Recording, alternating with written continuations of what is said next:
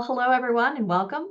My name is Kelly Jessup, and I am the Assistant Director for Digital Learning here at Yale School of Management, Executive Education.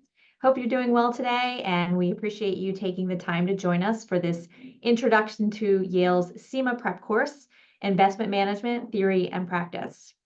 We encourage you to listen and engage. Please don't hesitate to ask questions. Remember, this time is for you. Our program director, Jim Dobbs, is very knowledgeable, and this is a great opportunity to pick his brain. To ask questions, please use the Q&A button at the bottom of your screen. And if you have any technical issues, please feel free to send those directly to me using the chat function. So now I'd like to introduce our program director. Jim Dobbs is CIMA certified. He is also CFP and CPWA certified. He was a financial advisor for 25 years and ran his own RIA practice before retiring to work full-time in his financial education company. Jim has worked with different certifying bodies and universities for the last 20 years, helping to build and manage financial certification programs. More importantly, though, Jim has had extensive experience with the Investments and Wealth Institute. He personally helped create the CPWA certification and has served IWI in many roles, including as chair of IWI's Technical Advisory Board. You will see he's passionate about what he does. Jim is committed to success, and he measures his success based on yours. Please welcome Jim Dobbs. Well, thank you very much. Can you see and hear me okay, Kelly? Sure can. Wonderful. Welcome, everybody. Let's take about an hour and walk through CIMA certification, the process, what it takes to get through and earn your certification. We'll actually spend as much or more time talking about our program, expectations, which you will experience as you go through. And look, I'll probably say it at the end. I'll say it right up front. We want you to pick, if CIMA certification is right for you, we want you to pick the best path to move through this process. It is going to take you probably 100, maybe 200 hours. We'll talk about time expectations as well. But we want you to pick the best fit, the best program for you. Look, I remember when I was in your chair in practice and working towards my CIMA certification, as well as a handful of others as well. And when I designed the program, I kept that in mind, or at least I tried to, realizing what I needed, what I wanted, and then as I got closer to the exam, what was most important, looking back, having successfully navigated the process myself. So if you're not familiar with IWI, you need to be. They would be your certifying body. I would imagine most of you know that. But if you don't, go onto their website. I've got the web address up there. So IWI as your certifying body, they've got 3 certifications. They're known for their CIMA. It's been around for about 30 years. CPWA is relatively new. I helped create that actually, and then brought it to Yale in an online version. About 15 years ago is when that one started. So it's got about half the history as CIMA. And IWI is really known for their in-depth, especially their technical knowledge. It's what attracted to me to them about 20 years ago. So yeah, go on their website, get familiar with them. We deliver an education program that they have approved. It's called a Registered Education Program and Test Prep. We actually bundle those together. I don't think anybody else does that at this point, but they are your certifying body. You will apply through them and you will pay them. They create the test, they manage the exam and your certification. And just like me, once you earn this, you will pay them fees on a 1 or 2 year basis, depending on what you choose, and you'll submit your CE, your continued education, to them as well, not to us.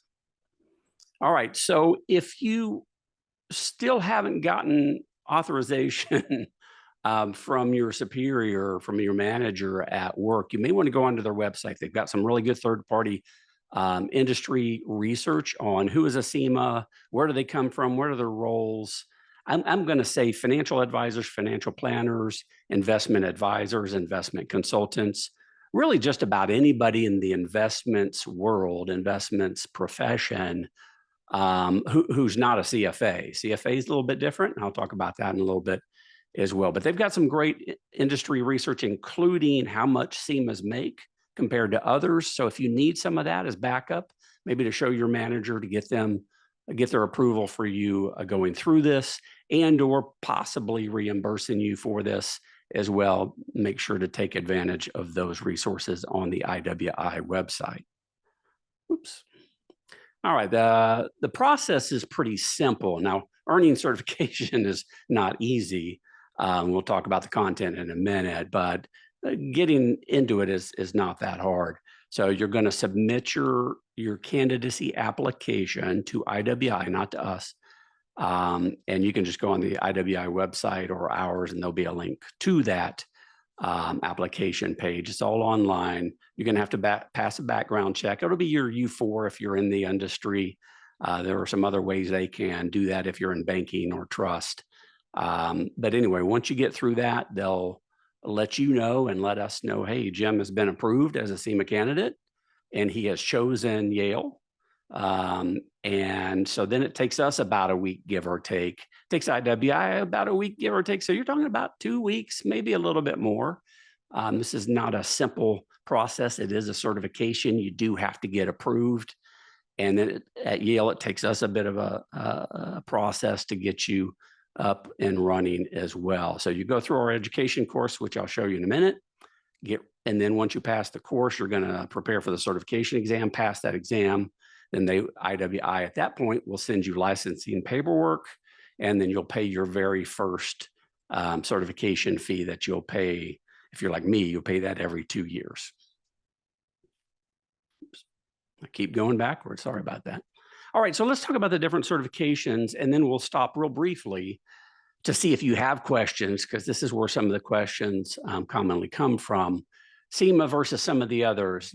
Now, IWI is one of only a few certifying boards that I think highly enough, because they put their certifications through accreditation, and most financial certifications are not. There's only a handful that actually are. IWI, CFP board, for example, are two good examples of that. But anyway, CIMA is just investments, just as the name implies, Certified Investment Management Analyst. So this is all about investments. CFP, of course, is not just investments, but it's really any and all things financial planning. It's very, very broad. It's not super deep in most courses, depending on the program you go through. But easily the vast majority of the 300 and something programs are not going to go super deep in any of these. So CIMA is a deeper dive for those of you who, like me, are CFPs as well. It's just going to be much more granular. And I would say, I would argue much more applied in that respect as well. But that's why it only takes about 18 months for CFP versus 6 months, give or take. I'll expand on that in a minute. It's not because CIMA is any easier. I would say the CIMA certification exam is more challenging. It's more difficult than the CFP exam. It's just shorter, and it covers much less material.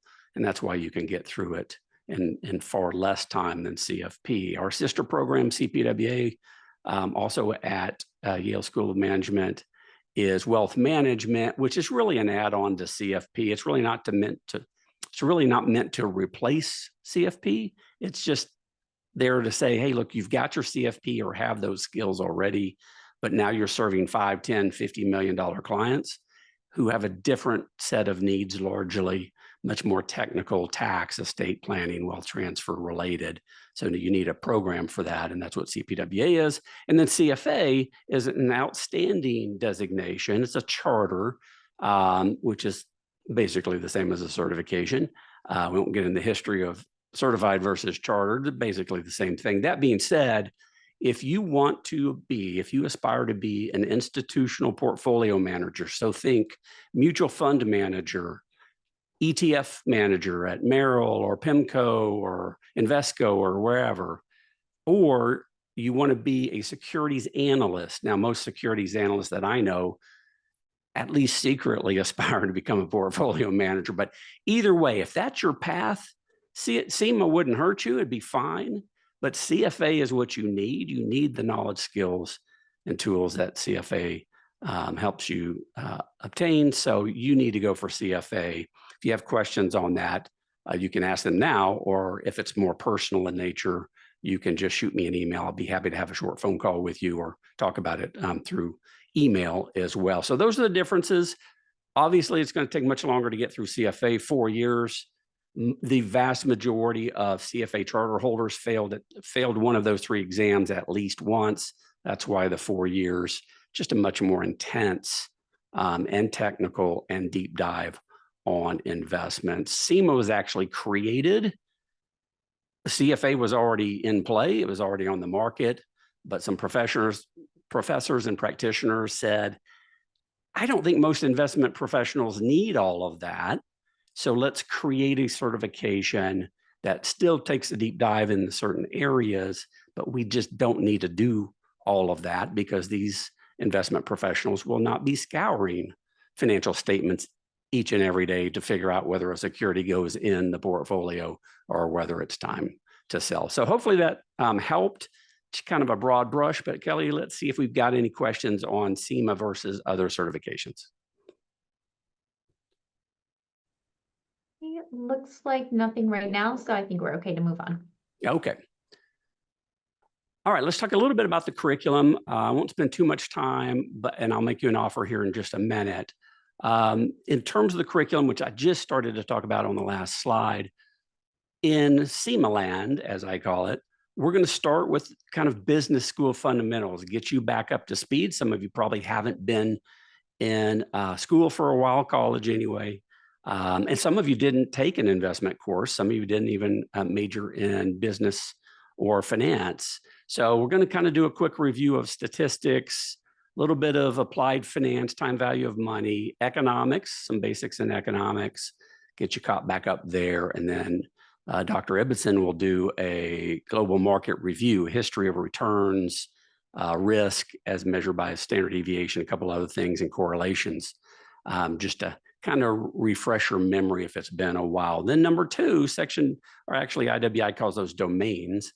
Domain 2 is what they call investments. And that's really kind of a Series 7 review. It goes a little bit beyond there. You can see with alternatives, options, futures, and real estate, real assets. But most of Domain 2 is going to be covering equities, mostly publicly traded stocks, fixed income, all kinds of bonds, treasuries, notes, paper, that kind of thing. And then the different structures that we can all invest our clients' money in, mutual funds, individual securities, ETFs, partnerships, all the different structures that we have out there. Then we get into really what I would call the meat of the application in Domain 3. We're going to do portfolio theory and behavioral finance all together.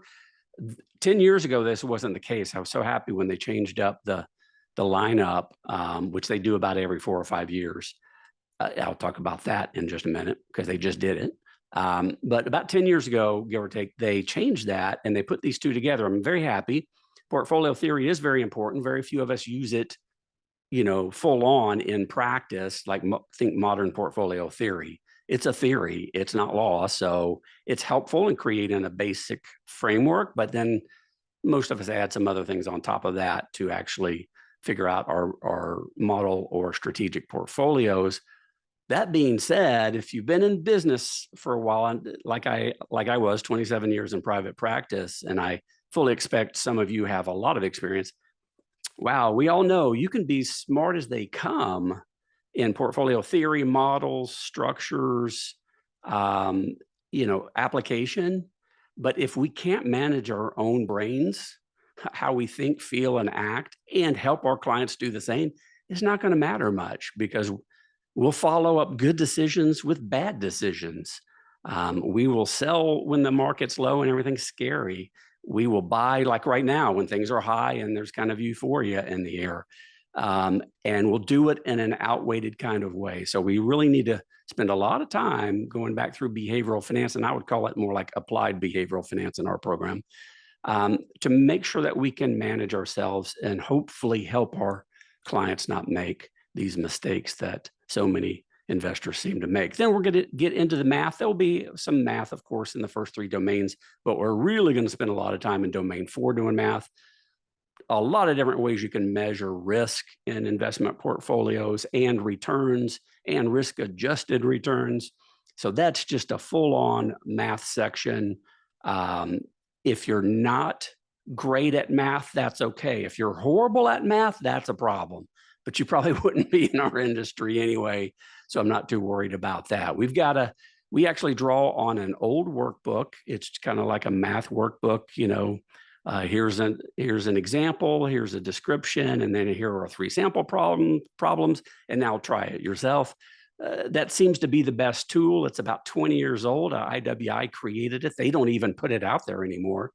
But for this exam, I've found in working with thousands of CIMA candidates, this is the best book because they rarely go outside of this workbook for the math related questions on this exam. So I say that all just to put you at ease if you're like, I'm fine with math. I'm okay with math. I'm at least average with math. I kind of like math, but I'm not awesome. I don't think that's going to be a problem if you put in the time, which you'll need to do a little extra time probably. I think you're still going to be fine on the math. By the way, I think the math is about 20%-ish on this exam. So 1 in 5 questions is going to be a computational question or math related. And I'll talk a little bit about that in just a minute as well. And then finally, portfolio construction and consulting. That's really their application section. They've done application in all of the domains prior, but 5 is all about application. So there's not actually a whole lot of new. There's a little bit investment policy statements, manager search and selection. How do you hire an active manager? How do you analyze them and then figure out when to replace them? Those kind of things. But other than that, it's not a lot of new material. It's just, can you put it all together for sake of your client? So that's what it looks like, really high level. There's this 5-page color-coded document that they have. If you don't have that, just shoot me an email. I'll be happy tonight or in the morning, get you a current copy of the detailed content outline, as they call it. It's got all the topics that they could test you in. You see some percentages there. Those are the topic weightings as well. Always good to know what they're going to be testing you on, or at least the weightings of those topics, so you can keep your mind focused on the right things as you move through a pretty big curriculum. I would say that there's about 500 of those topics. I would say it's over 1,000 when you add the more important subtopics on top of that. So I think efficiency of study for this certification exam is really important as well. I did want to circle back onto something that I teased you about a few slides ago. They have done their most recent job task analysis. It's what all serious certifications do every 2 to 5 years, just to make sure that their content and their exam are up to date, they're applicable in the real world. It's just something that thankfully they all do, right? So you just, that what you're studying is relevant to what's going on today. They rolled that out in August. Now, we knew earlier in the year, but they went live with that in August in terms of the new certification exam. It's been a couple of months, no issues. We thought we kind of had it nailed pretty well before they actually started testing on with the new exam questions in August. So no issues there. Some of you may have waited till late in the year here because of that. You didn't want to get caught up in that change. Well, the change is done, and no big deal. They changed a few sections around and added a couple topics, deleted a few, but no major changes there. But again, if you don't have a copy of this, you can get it off of our website or IWI's, or just, if it's easier, just shoot me an email. Happy to get it to you. Now, they do have formula sheets, actually 2 pages long, as you can see here. You will have a copy of this when you're testing. You're going to use it a lot in our course, and then certainly in our test prep. We're going to go through all of those formulas. You will have this formula sheet, and as you can see, the formulas are labeled. So this is the formula for variance of a population. On some exams out there, they don't put the label, so this is kind of nice that you don't have to memorize those, but you do need to know what they all mean, what they all measure, when to use them, and how to use them. Because again, about 1 in 5 of your questions is going to be math or math related, and you're going to need to do these. So for one example, let's see, it's probably on the last one, first page there. So if they ask you, for example, here's a good sample question, and it's one of the more common questions, although they have many variations of it, of course. On the exam, they may say, okay, look, you are a portfolio manager Not institutional. You have discretion over the accounts as a registered investment advisor or RIA rep, and you use a lot of passive management, let's say, for these things. But on your small cap or emerging markets, you use active management, and you have decided to replace the manager or one of the managers. And then here's what you're looking for: a bunch of stuff. And as you notice, as you read back through the fact pattern, you see it's like outperformance based on some benchmarks, and it's consistency of that over time. So immediately you're thinking alpha, right? Some kind of outperformance, and there's a few different ways to measure that, and those are on this sheet too. But information ratio does precisely that. It tries to measure outperformance and over time and with consistency. So you would need to realize or remember, information ratio is my best way to measure that. Okay, now I'm just going to plug in the metrics they gave me for the 3 funds I'm considering, or ETFs, plug them into information ratio. I choose which one is best. So that's the way that they test on the mathematical side on this exam. Hopefully that helps. All right, I'm going to let you stare at the goals and objectives of our program for just a second, and we'll see, Kelly, if we've got any early questions. Yeah, I was just gonna, we did have a question about the formula sheet, which you answered, so thank you for that. And then, yeah, I was just gonna jump in because we do have a math-related question. What is the math skill set you'd say is required for CIMA? Is it calculus? Yeah, I would say it's not calculus. I would say it's algebra. I would say that's the level. If you know, well, if you remember some calculus and it comes back to you, you may be able to shortcut a few things, which is nice, could save you time, but it's not going to be significant on this exam. Algebra, you need to be able to move things around an equal sign, if you will, and that will help. But you could probably even get away with not doing that, even though it'd take you more time to do some of these quantitative questions. But that's the level, if that helps. And this is actually from the same person as part of the question. I know you're going to mention calculators a little later on, but the question is, do we have to use the HP type calculators for the test, or are there other tools? Yeah, a great question. HP and TI are the most common. I'll show you where to find the list in a little bit. If your colleagues like me use, well, they'd only be old if they use the HP 12C like I do. And I don't think you want to use that on this exam unless you already have one and are familiar with it. The learning curve is just a little more challenging there. It's a great calculator, don't get me wrong, but there are some simpler calculators, and I will show you 2 of them in just a minute. So great question. Okay, that's it for now. Thank you. All right, so as you stared at these for a minute or so, I did want to bring them up because I just think it's important for you to know what we're really trying to help you do. Now, I'm going to show you some metrics in a minute. We measure a lot of things. We're not perfect. We never will be, but I want to help as many of you as I can and do a really good job most of the time. And why I say most of the time, it's because we all have different learning skills. We have different learning styles and preferences. So you just can't create a program that is perfect for everybody. In fact, this program would not be perfect for me. It's pretty close, but it wouldn't be perfect for me because I have a few little different distinctions that I would rather see versus the majority of candidates. And I've been doing this for about 20 years now, and thousands, many thousands of candidates, including CIMA candidates. And we survey you guys all the time. So we just want to know what are the most popular learning tools and delivery mechanisms. Not only are the most popular for our candidates, our participants, but they also help people learn the material so that they can pass the exam. So it's a combination of those.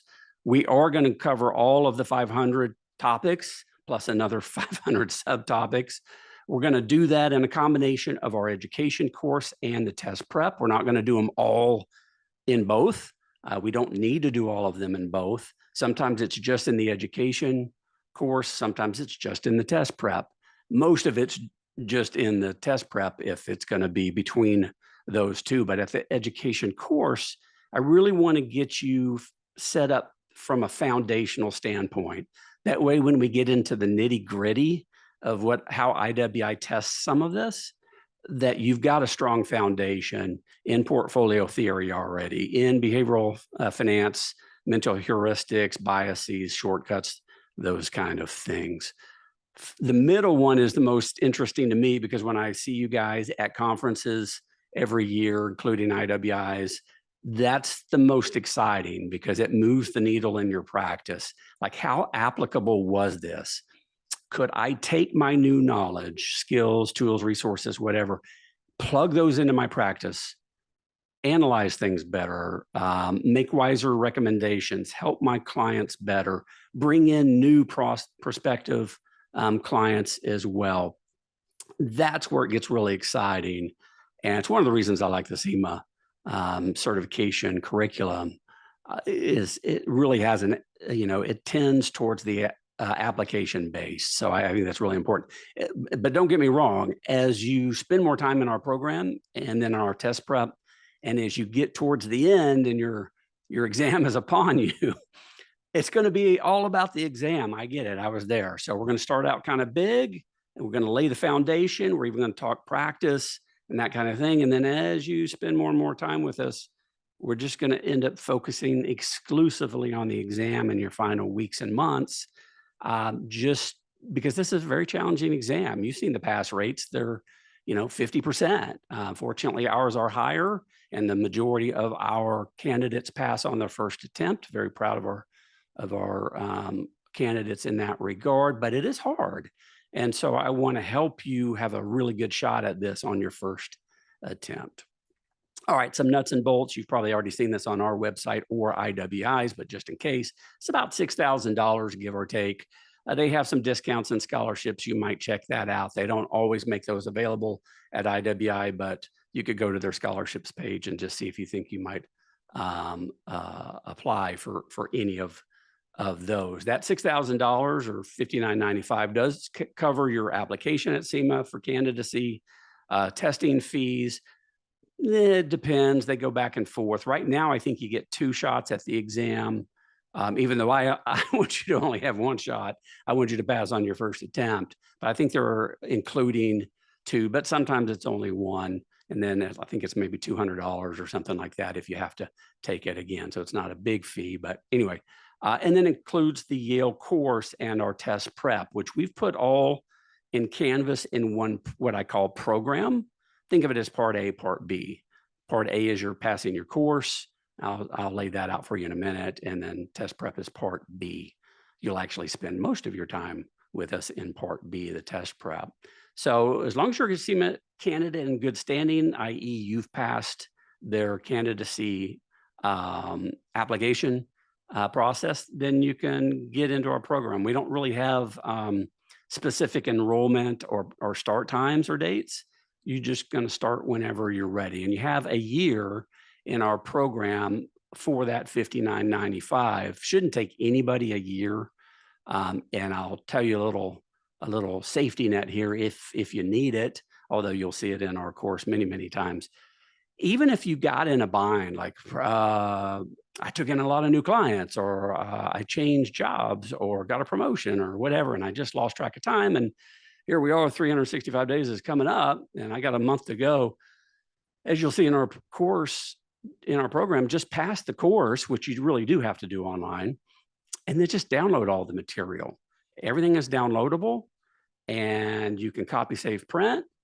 And then if you need to study all of our test prep off your own hard drive while you're getting ready for the certification exam because you ran out of time, no worries. Just don't share it with anybody. That's where we draw the line. You bought this, it's proprietary, it's for you and nobody else, but we've got no problem with you downloading it to your own hard drive to study if you run out of time. Now, you can buy access to the program for another 12 months. I think it's $2,250, something like that. It's a little over $2,000 if you need to buy another year's worth of access. But look, if your company's not reimbursing you and money is an issue, well, then don't worry about that. Just download the test prep and study on your own until you pass the exam. Okay, so flexibility and convenience. I've already kind of touched on some of these things, but I want to kind of hammer them home. So it's not just online. We were the first online program. It was from the get-go meant to be all about flexibility. You guys are busy. We're busy. Everybody's busy. You guys are really busy putting in 40, 50, 60 hours in some cases at work already a week. So adding another 10 hours, which is basically what I recommend in this program on a, if you think fairly regular basis, you don't want to be going 5 and then 10 and then 5, 5, 5 and then 10. Now 10 hours a week, give or take. That's a strong study regimen for a certification like this. But ongoing enrollment, start whenever you're ready. All online, no need to travel, don't have to leave your office. You can study at Wednesday night or Sunday morning or Saturday afternoon. It doesn't matter. It's all on demand and it's asynchronous. So you don't have to show up on Tuesday nights or turn in your homework or do a test by this date or that date. The only really date that's important is the one I've already kind of mentioned to you a couple of times. That's the 1 year. You need to get the course done in a year. Now, don't confuse that with IWI's candidacy window. That's 2 years. They give you 2 years to get the whole thing done, all your requirements out of the way, including testing, before they come back to you and go, hey, you need to do another background check. They may ask you to complete the application again. They may ask you for full fees again. That's 2 years. Our program is 1 year. Again, shouldn't take you nearly that long to do it. So study at your own pace, fast or slow. That's really important. Some of you are going to fast track this and get done in a month. And we have that every year. Now that's an exceptional candidate, but we have it. I don't want that individual to be freaking out the people over here that are like, whoa, whoa, whoa, I'm 3, 4, 5 years into this. The only thing I've ever really done is the Series 7 and some other series exams. I don't want to go that fast. I need to go a bit slower. So we want to allow you to go at your own pace. All right. And then again, you've got a year of access. But again, if you run out of time or lose track of time, just pass the course and I'll explain what that's going to entail in just a minute. Okay, study time expectations. We've danced around those a little bit, but this is really important. And I'll stop after this one and we'll see if we've got any kind of questions here in the middle. 100 to 200 hours. Yeah, most of our candidates with 3 or more years experience in the investments industry say it's 100 to 200 hours. Now I know that's a pretty big window there. But 100 to 200 hours is pretty normal, not pretty normal, it's very normal. If you're not sure, like, am I 100 or am I 200 hours? Because that's a big difference. You're just going to go right down the middle. And then like you'll see in our program, we give you a whole lot of different best practices and even study schedules and that kind of thing. You're just going to start with some benchmark. And I'm telling you, your benchmark, if you don't have a feel for this either way, is 150 hours. And then as you get into the material, then you're going to go, oh, this is not as hard as I thought. I'm clearly not going to need 150 hours. Or, wow, this is more challenging than I thought. I'm going slower. I'm probably going to be 200 hours or more. And as you can see right underneath that, some people take over 500 hours. Now that's typically for a newer investment professional, one who's probably only done their series exams. We do have a few candidates who haven't even done their securities exams. And maybe you have a dyslexia or reading challenges or learning disabilities, those kind of things, and that can slow you down as well. But we clearly every year have individuals who get through with everything, including taking and passing the certification exam in less than 50 hours. Again, that's certainly an exceptional candidate, but we have those every year. So it's really up to you. You're going to move through this material as quickly or methodically, a bit slower as you want to. It all depends on all those things and more: your knowledge, your experience, your technical skills coming in the door, your study habits, ability to focus, test taking skills. Again, and I'll say this a couple of times in our session, this is not like the Series 7 exam. I wouldn't say that's easy, but it's not hard. The Series 7 exam, this one's definitely much more challenging than the Series 7 exam. It's going to take a different level of commitment, and it's going to take more time for almost all of you. If for no other reason, IWI, like CFA Institute, CFP Board, CAIA, et cetera, they don't test on rote memorization very much. You'll be lucky if you get 1 in 5 questions on this exam that if you just memorize something, you'll be able to answer. They're going to make you think through a process, a fact pattern, a challenge, whatever. They're going to make you apply what you know on this exam. So it's a different level. I'm not saying that to scare you. Again, most of our candidates pass on the first attempt, but it is going to take an effort. It is going to be challenging for you, and it should be. It's a pretty prestigious certification. Okay, so as you stare at the course tools, before I get into that, let's see if we've got any questions, Kelly. Yeah, this is more of a general sort of what's the right fit for CIMA question. Would you recommend CIMA for someone interested in portfolio management but does not want to spend years on the CFA?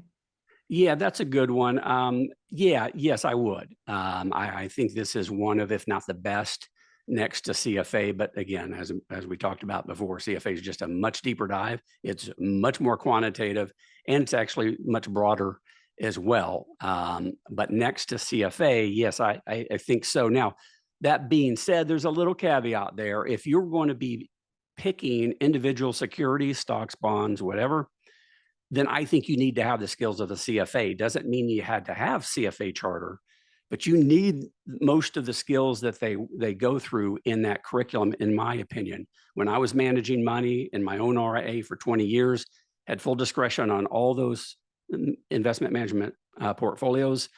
When I was outsourcing to an ETF or mutual fund manager, I felt much more comfortable if someone or many of the people on the investment committee of those funds had CFAs behind their name. CIMA, however, is more, think top down. So if you're managing money like I did for 20 years, I did strategic asset allocation. Doesn't mean that you have to or need to do that. It was just my preference. I used active and passive managers, and I used mutual funds, ETFs, separately managed accounts, hedge funds, whatever the case called for in that regard. And CIMA helped me. I had a lot of those skills before I earned my CIMA as well, helped me realize, okay, yeah, what I'm doing, because I was already managing money when I did my CIMA, yeah, it's very solid. This from both an academic and a practitioner standpoint. It challenged me in a few areas in terms of allocations and picking active managers, for example. So that helped at a kind of a top level manager situation, but think bottoms up. That's what I'm thinking CFA. We're going to do a little bit of stock selection and analysis, but very little, a drop in the bucket compared to CFA. So if that's what you are interested in, then no, I don't think you'll get enough of that in CIMA. Okay, that was a very, very long answer. I apologize, but I hope that helped. Okay, we have another question coming in. Would you recommend having your Series 7 before sitting for the CIMA? This person's 7 and 63 have both expired, and they're wondering if there's a recommended sequence. Yeah, look, if you've already done it and they've expired, I think that's okay. I think it is helpful for somebody to have done their 763 and any other kind of the baseline securities exams before they do CIMA, because at least you've got a little idea of a securities exam. But as I said before, this is much more applied. It's on a whole different level as your series exams. But if you've taken those, even though it's been a few years, I think it's okay to just jump right into CIMA. That being said, I would go back to that 5-page printout and go through all of those line items, all 500, just to make sure that this is what you need for your job, your responsibilities, your practice right now or in the near term, because you're going to spend, again, 100, 150, 200 hours in this program, in this process. And if you get through those 5 pages and you're like, well, I don't know, about a third of that seemed interesting, well, then no, don't. I mean, I love this certification. I love our program, but if only a third of it's on target, no, you don't want to spend your time. Opportunity cost is way more important and costly. So I would not do it in that case, but hopefully that helps. Okay, looks like we're good for now. Thank you.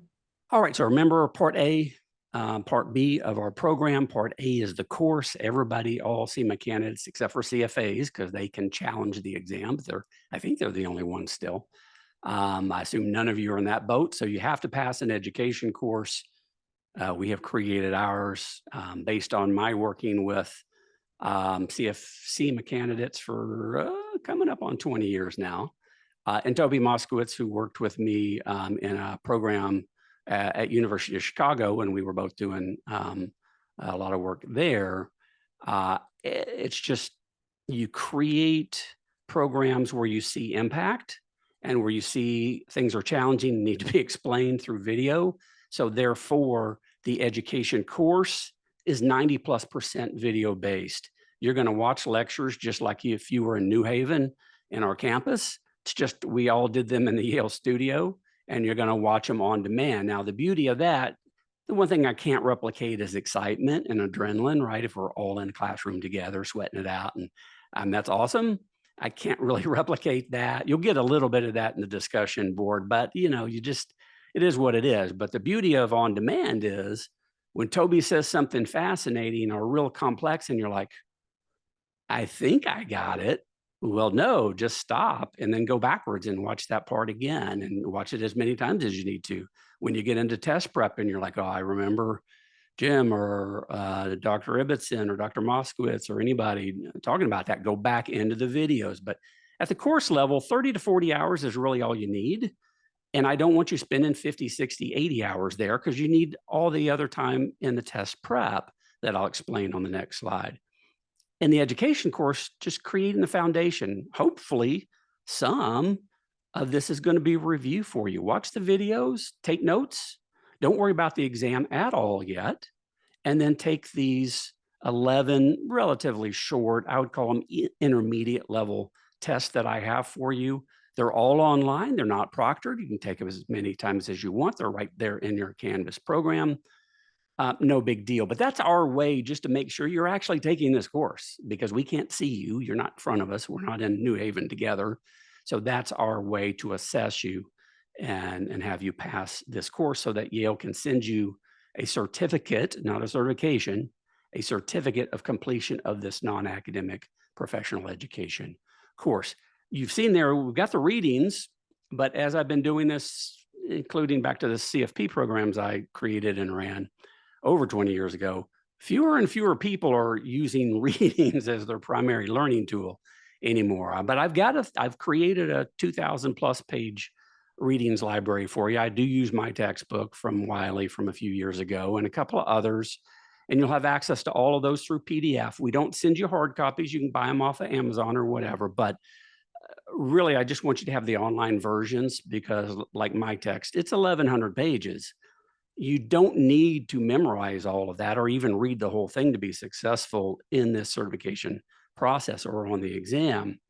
What you're really going to do is be looking for snippets in this chapter, or sometimes it's a whole chapter, but this part of that chapter, etc. So I really want to guide you in the course on where, if you need a deeper dive, because one of the professors was brilliant and awesome, but you wanted to learn more about that, well, that's when you'll go to the readings library or to fill in knowledge gaps if for whatever reason, you just weren't quite getting it from the examples in the video lectures. Okay, so that's what that looks like, 30 to 40 hours.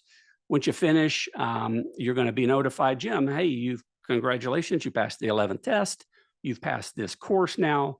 You're eligible to schedule your exam. Email goes out to IWI, same time, saying, hey, Jim passed. He's ready to schedule he's eligible to schedule the exam. He's not ready yet. He's still got to do all this test prep, but that gets the ball rolling. They'll send you an email with information when you're ready on how to schedule your exam. And then and only then, when you pass that 11th test, will you see the test prep material. Like I said before, I don't even want you thinking about the exam up to this point. The exam it's an animal all, a unique animal all its own, if you will. So now once you get to this point, let's say maybe you have 100 hours in theory left to study. I just want you thinking about the test now. And so like I said, we're going to start out kind of broad like this, and then we're going to work towards the test. I've got 20 short videos from me walking through the 20 sections of the 5 domains, just hitting high points on what is highly tested, what that kind of looks like, and what you don't need to worry as much about because it's almost never tested, or I've never even heard of somebody being tested on that. That's very helpful to help you be more efficient, not study a whole bunch of things that you don't need to, because maybe IWI's literally never tested on those things, even though it's right there on their 5-page document. So that helps. 1,500 slides over those, not in each section, of course, but over all 20 sections. That's a lot. That's still a lot of material, but we want to give you descriptions. We want to give you examples. We want to give you calculations to work through and sample questions, practice questions as well. And then you got over 1,000 practice questions between the practice questions in those slides, the practice sets after each of the 20 sections. And if that's not enough, a full-length mock exam. Look, I learned a long time ago, back in CFP days, what you don't want to do is give people a bunch of mock exams, because a lot of people, unfortunately, are going to just head straight for the mock exams, try to assess their knowledge and shortcut the whole process. That doesn't work on a test like CIMA. I think you've got to get into this more granularly. You've got to be more of an active learner. You've got to mix the videos with the summary slides, test prep slides, with all of those 1,000+ practice questions. If you do that and follow, we have a 5-step formula over 30, 60, or 90 days, for example, then you're going to be in real good shape to pass this exam on your first attempt. But unlike the series exams, where I did it too, guilty, you have a test prep provider, but you really just focus on the practice questions. And for most of us, that's enough. Pass it on your first attempt, not that big a deal. It doesn't work that way here. So you really need to follow the formula I've created over the last about 15 years or so. All right. Exam and calculators. So thanks for asking that earlier. The new exam beginning in August has come down to 4 hours instead of 5 hours. I don't think it's any easier or harder based on what I've heard from our candidates and what I've seen in terms of results from IWI, the early returns anyway, if you will. 110 questions, only 100 are going to be scored. So there's 10 beta unscored items. You won't know what they are, just like on CFP and CFA. So you're going to treat every question as if it's real. You can take that online or in a testing center. If you come with us, you'll see a number of references and recommendations I have for you in our program. I would rather you do it in the testing center. Pass rates are higher. I think there's a number of reasons, and I kind of walk through those in our course. But if you're fine with a proctor coming in and scanning the room and taking over part of your computer and all that, well, then you have that option. You can do that. And it wouldn't be in your office probably, because the firewalls wouldn't allow somebody to come up through and take control like that. But regardless, you do have that option, like to test at home or whatever, or on a laptop if that's what you want to do. Calculator policy in the candidate handbook. Again, you send me an email, jim.dobbs@yale.edu, and I'll send you the topics list, the formula sheet, and the candidate handbook. I'll just send everybody all of those who asks, just not knowing which one you're going to be needing.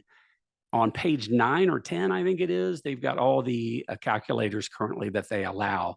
The HP 10B2 Plus, way easier than the HP 12C, the TI-BA 2 Plus. Those are easily the two most popular calculators used in our program by candidates, but there's 10 or 12 or 14 other ones that you can use too. That being said, here's my helpful tip to you who asked earlier, and any others who don't have a financial calculator, which you will need one, or that you just don't feel great about it, or you haven't used it in months or years. Go to tvmcalcs.com, and for about 15 different calculators that are very, very popular in the finance world, he's got 12 to 15 examples of the most common or popular calculations done on those calculators. Spend 30 minutes to an hour just going through the specific calculations on yours, just so you can refresh yourself on where are all the buttons, what do those buttons mean, and in certain calculations, what's the right order to press those buttons, because on some of the calculators, it does matter. Yeah, you spend 30, 60 minutes there, it'll be time well spent. All right, as we kind of head down the stretch here, I think we've got about 10 minutes, give or take, and we will have time for questions, but go ahead and put those in, if you will, and we can handle as many as we can before we jump off here. But where's my help? I think this is important. This is a self-study course. I mean, specifically, it's for you to do most of the heavy lifting on your own. Now, again, having worked with so many thousand advisors working towards this certification, I kind of already know where the hiccups and the hurdles are so I can get ahead of that with some extra video, some extra explanation, slides, practice questions, etc. Tips, do's and don'ts. We've got a lot of that in the program. I've seen, I'm sure I haven't seen all the mistakes a candidate would make in studying for this exam, but I've seen a lot of them. So I certainly want to give you a heads up for these are the determinants of success. This is how most of our candidates get through on a first attempt. And this is some of the reasons why people don't get through on their first attempt. So don't fall into that. The discussion board is really, really helpful in this program. It's a way for you guys to get together. We don't put your contact information or even your names out there. So it's up to you to connect. You can do that through the study board. Occasionally I see students get together, candidates, and create study groups. Hey, and there's a little thread just for that. And so you can say, hey, this is Jim, and Tuesday nights would be great. Love to spend an hour or 2 hours just keeping myself accountable and maybe getting on track with any of you who are about at this point in the stage or progress in getting through this course or test prep. So that can be helpful. The other great thing about the discussion board is it acts as an FAQ. So Eric's the actual instructor that works with you guys these days anyway. When you have content questions, hint, hint, you'll see a little thing at the bottom there that I'm going to talk about. But the discussion board is great because when I see a really good discussion, like a question that comes up a lot or used to back in the day, I'm going to keep that discussion thread in the discussion board because I think it's going to help you. So you'll see instructions. You're in portfolio theories and you're like, got a question on modern portfolio theory or post-MBT or the capital asset pricing model. Well, the first thing you do is, and you're like, okay, well, I'm in the test prep now. I know Toby went over that pretty thoroughly. So you could either go back to Toby's lecture and go back and find that and go back in there, or you can go in the discussion board in that section and just do a Control F search, for example. That's the easiest way to do it on your keyboard and put in CAPM. And yes, you will see questions on the CAPM. And if I thought that was a good discussion and a helpful one, I'm going to leave that up. So it's a great FAQ now that's many years old with some of the best discussions that I've seen take place between candidates and with any of the professors that have engaged. You do have access to Kelly and my staff's 8 to 5, Monday through Friday, Eastern time. Canvas Tech is basically 24/7. So, you know, you're working on a Saturday morning and you pull up your file in Canvas and in the course, and you're like, wow, these videos I can't even see the videos.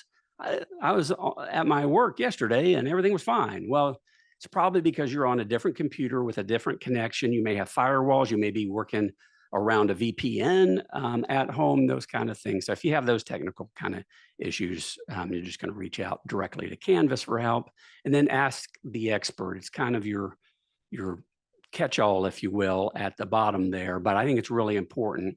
We do have to limit the interaction between faculty and candidates. This is not for academic credit, right? It's not part of a degree program. So we've priced it accordingly and developed it that way. But we beta tested this in the early days.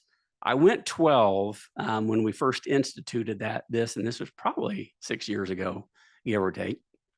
And we track it each year now. Less than 5% of our candidates are asking even 12 questions. So yeah, I may have been generous in putting 12 out there. We call them lifelines. But you have that, and I want you to use all 12 if you need them. But if you're following our recipe for success, both at the course and the test prep level, you're probably not gonna even need 12. That being said, I do want to add a caveat here. For some of you, you're like, oh, Jim, wait a minute. Yeah, I'm going to do most of this on my own. I get it, but I've always wanted and needed or what have you, access to faculty in programs like this, even online. Well, then we would not, unfortunately, be a good fit for you. Actually, I don't think anybody offers that for CIMA certification, but I want to be upfront and very direct with you on that. If you think and there's nothing wrong with that. But if you think that's the level of interaction you want, there's 5 domains. I may have questions in all the domains. Then this is probably not going to be a good fit for you. I just wanted to be, again, upfront on that one. But look, if you have questions that are administrative, no limit, technology related, no limit, even questions on, am I studying the right thing? Here's my study plan, Jim or Eric. Does this look about right? Or here's my timeline that I've drawn out for testing, that kind of thing. No limit on those. We want to be there to help you make sure that you have a good study plan and you're following that plan. So you don't even have to worry about that. You just focus on the content. That's the whole goal in that regard. All right. Faculty is great. I'm just lucky to be on it, to be honest with you. These are some amazing people. Toby Moskowitz, as I mentioned earlier. I've got this little fireside chat kind of, it's just a informal sit down with him that somebody did earlier this year or last year. I think it's great because it offers you a little insight into Toby. And Toby's going to do most of the lecture videos at the course level. And so I think you can watch that and your intuition will tell you, do I feel very comfortable with Toby? Which I think most of you will, or not. If that's the case, it's kind of hard to imagine that. But so I've put this there. You'll get a copy of these slides. So you can go, well, you could probably Google that too and still come up with it. But anyway, I think that's important. We do have Roger Ibbotson. He's a legend in our business. So great to have him do a walk down history lane, if you will, on equities, fixed income, stocks, bonds, interest rates, inflation. History is so important. And we've got, as portfolio managers and investment professionals, we've got to know that history. Otherwise, we're probably going to make mistakes like others have. And because we're managing or helping our clients with their lifetime savings in many cases, we've got to do everything we can to guard against making those mistakes. But we use practitioners as well. I've kind of got one foot in academia and one as a practitioner for all those years, but I consider myself more of a practitioner. John Nersessian, a practitioner, great at going through some of the math related content, and he does a lot of that heavy lifting on the course side. So it's really a combination of academicians and practitioners. I've got all of the bios and program faculty on our website if you want to go through those in more detail. And then I won't spend any time on this just for sake of time. But I did want you to know your feedback's really important. We will survey you thoroughly once you finish the process, even after all these years and thousands of candidates coming through the program. We just want to make sure we're not missing anything big now and that we're revising as often as we need to and in the content that we need to. So these quantitative scores and the qualitative feedback, very, very important. We review that quarterly and we make adjustments in our program. I don't know about others, but in our program, every single quarter, I would just say it's ongoing. It's not even quarterly, it's ongoing in that regard. If you're ready, you can get to the application page through our website or just go to IWI's webpage and go for CIMA Candidacy, apply now. Again, as I mentioned, it takes about 2 weeks in total, and you'll choose Yale when you're completing that application. And then here's our contact information, but I think I finished in enough time, a little bit. We've got maybe just enough time for questions, right? Yeah, we have just about a minute left, so doesn't look like we have any queued up, but if anyone wants to fire one or two in there, we're happy to take them. Okay, what is the website you mentioned with descriptions on the financial calculators? Yeah, you can go to IWI's website and then go to CIMA and then go like it's preparing or getting ready to test, or you can just shoot me an email and I will send you the candidate handbook is what you're looking for. The CIMA candidate handbook will, again, I think it's on page 9 or 10, that will have the list of calculators there. So either just do a search in IWI's website or shoot me an email. Happy to get you the PDF version of the candidate handbook. Good question.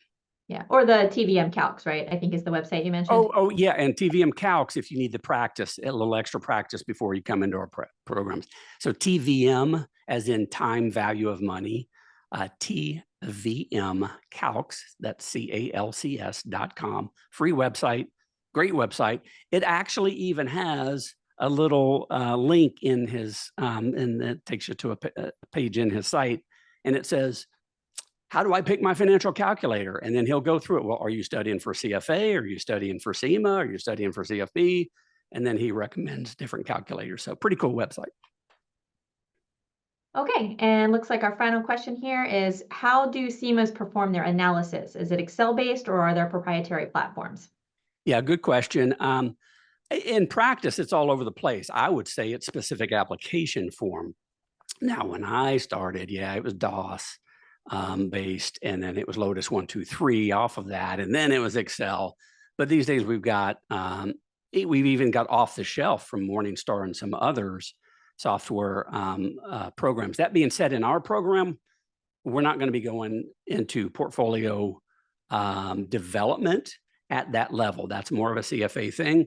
We are going to be talking a lot about asset classes and asset styles, investment management styles, and how to put together a portfolio, but you will not need to do that manually for the exam for CIMA. Good question, really good question. Okay, so we are at time, so we'll just go ahead and wrap things up. So thank you, Jim, for leading this great webinar today. And, thanks to everyone who joined us and for all of your great questions.